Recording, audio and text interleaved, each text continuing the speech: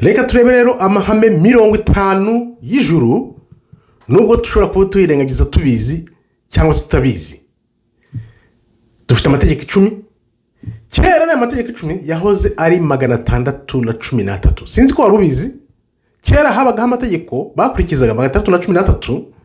Iyo ufashe rero urubuto rwa pomegranate ukaruvanamo imbuto zazo zose, negeze kuzibana cyane 613. Bivuze ko iyo baziryaga byabibutsaga ya mategeko 613. Ariko uyu munsi n'amahire dufite 10 ayo turayakurikiza birashoboka. Kaduze turebe. Uyu munsi rero ngiye kukwereka amahame 50 y'ijana dushobora kugenderaho tukagira ubuzima bwiza, ariko ntago tubyitaho. Reka turebe ayo mahame nayahe 50.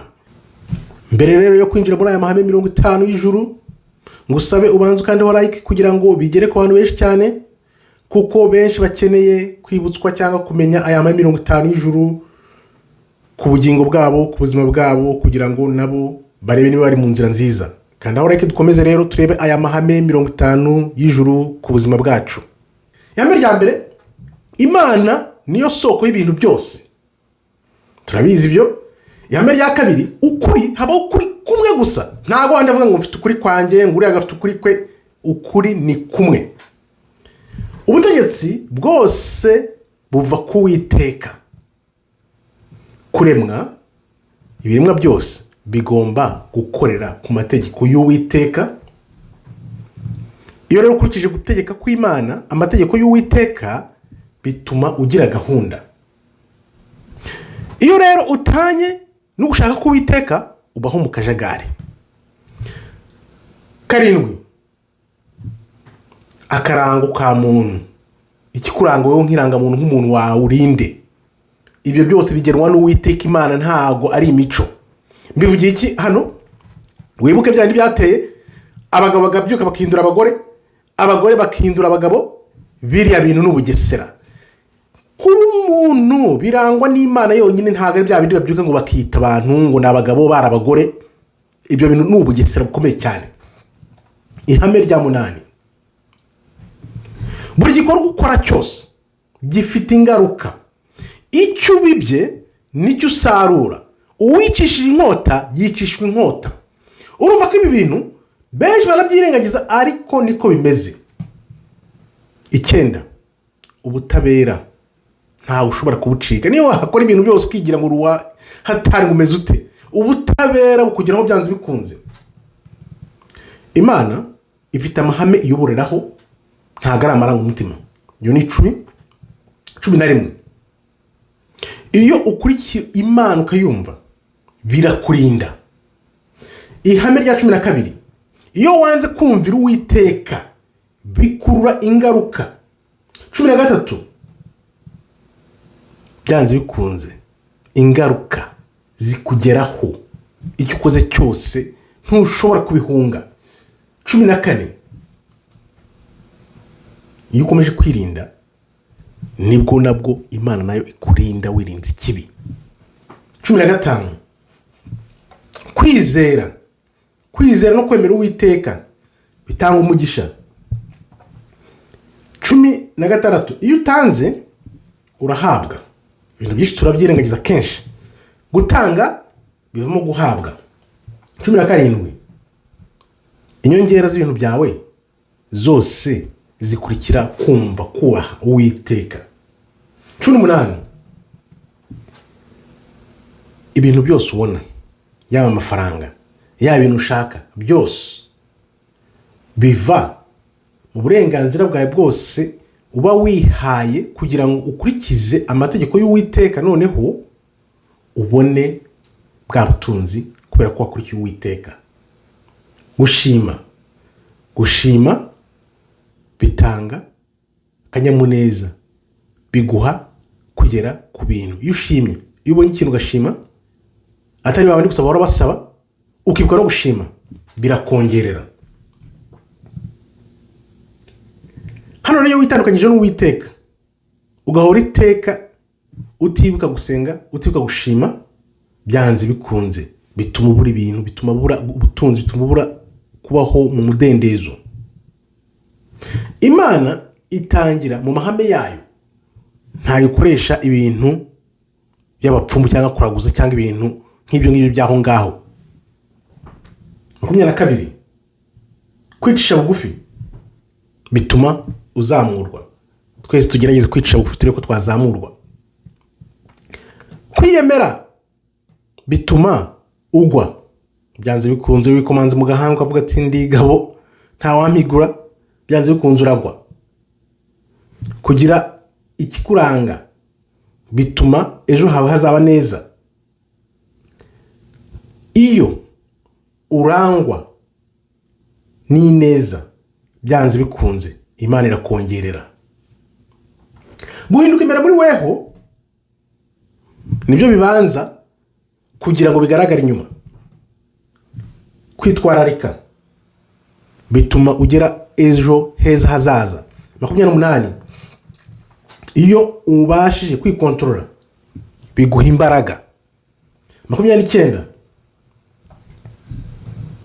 hari igihe na buri kintu cyacyo, igihe na buri kintu cyacyo. Ibi ukabizirikana ukavuga uti tubirengaho byinshi tukavuga tuti no reka twikore bidushaka. Iyo Imana itumye utegereza 29 twabivuze 30. Iyo Imana itumye utegereza ntabwo bivuga ko ibiguhakane, ntabwo iba yanze. Tegereza, twihangane dutegereze. Turibaza kenshi tutegereza ibintu byinshi Imana ko ibintu bitinze bimeze gute. No, twihangane dutegereze. 3 iyo Imana irimo iragutegura gutyo bifata igihe kirekire, ni ukuvuga ngo haba hari impamvu, haba hari ikintu runaka ishaka ko ukora mu gihe nyacyo. 32 gukuzwa, kuzamuka bisaba kwihangana no gutegereza. 33 iyo ibintu bihutiweho bikihutishwa byanze bikunze byikubita hasi nk'umusenyi birasenyuka. 34 igihe cyerekana ukuri, bya bindi neretswe mu gitabo nanditse urabyibuka, time makes sense with time. Igihe gituma ibintu byumvikana. Uyu munsi ushobora kuba ubona ibintu uyu munsi tukabikubwira ukavuga no genda byumvise gutya, no fata igihe none bigaragara wumva uko bimeze. 35 iyo uhozaho, guhozaho biruta kuza ugahutira ugakubita ikintu rimwe kuvuga ngo kirakoretse. No, fata akantu gato. Cyane nakubwiye ukuntu urya inzovu yirya agapande gato kugeza ubisoje. Ni ukuvuga ngo guhozaho nibyo by'umumaro kurusha kwa kundi tuzategetse tukavuga tuti nimbona amadolari nk'ibihumbi 5 nibwo nzatangira gusevinga. No, tangira usevinga n'ayandi 5 ufite gahoro 10 20 azamuke uhozeho. 36 ibintu byose bigaragarira amaso ntago byose ariko bifite bidafite ubusembwa. Ibintu byose ubonye ntibikaguhume, kubera ko ushobora kubibona ukibwira ngo ni byiza kandi ari bibi. Ntukapfe gushidurwa n'ibibona byose. Amaso byandi bavuga ngo babona ishitamba igatana urwo yari yambaye. 37 kumenya gusuzuma ugashungura bituma wirinda. 38 amagambo tuvuga shaho afite imbaraga zo mu mwuka, buryo ibyo tuvuga byose byo tuyaturiraho, ibyo tuvuga byose tujye tubyirinda. Ntago ari wowe gusa, nanjye ubwanjye n'abandi bose, ibi bintu tujye tuvuga, amagambo tuvuga afite imbaraga z'umwuka. 39 ukemerera umuntu bituma bagira access, yaba nziza cyangwa yaba mbi. Tuvuge iyo ugiranye amasezerano n'umuntu, burya no kuvuga ngo ubu muhaye access ku kintu runaka, yaba ingaruka zizavamo yaba ari nziza cyangwa ari mbi. 40 kugira ubwoba bituma mubisha akubonerana. 1 kwizera no kwigirira icyizere ariko mu ijambo ry'Uwiteka biganza ubwoba. Niyo mpamvu uzabona abantu badafite ubwoba na gato, niyo wagira ute, niyo wavuga ngo uramwica, niyo byagenda gute aratsinda, kuko ukwemera kuba gutsinze ubwoba. 4 urumuri iteka byanze bikunze rutsinda umwijima nta na rimwe uzigera utsinda urumuri. Ibyo bintu ugomba kubimenya. Uri mukuru ukaguma mukuri, ukaba uzi neza ko uko byagenda kose ntago umwijima uzakuganza. 4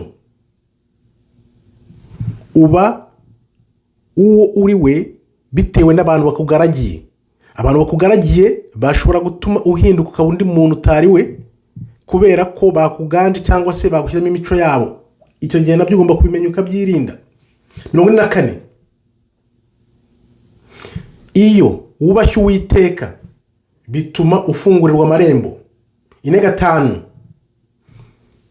kwishyira hamwe, gukorera ibintu hamwe mu bwiza bw'Uwiteka bituma bibaha ingufu. 46 amacakubiri, gucikamo ibice byanze bikunze bituma ibintu byikubita hasi uko byabikomeye kose.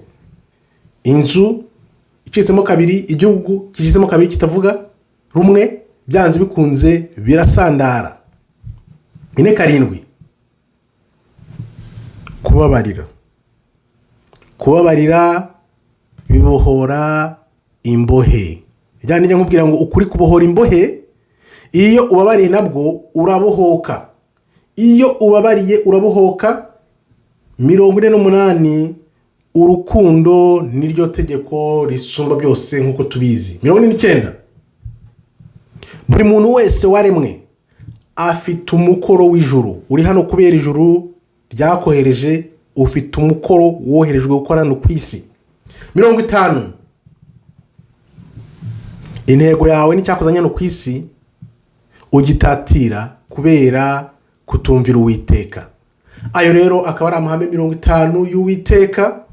Niba wumva koko ugiye kugenda uyasubiramo ukareba ayo ukurikiza, kandi aho like kugira ngo ubutumwa bugere ku bantu benshi cyane, kuko twese dukeneye kongera kumva ibintu kugira ngo dusubire mu murongo wacu Imana yashatse ko tugenderamo. Wowe twabanye rero nkaba ngushimiye. Imana ikomeze barinde. Shalom shalom, toda raba tov meyo.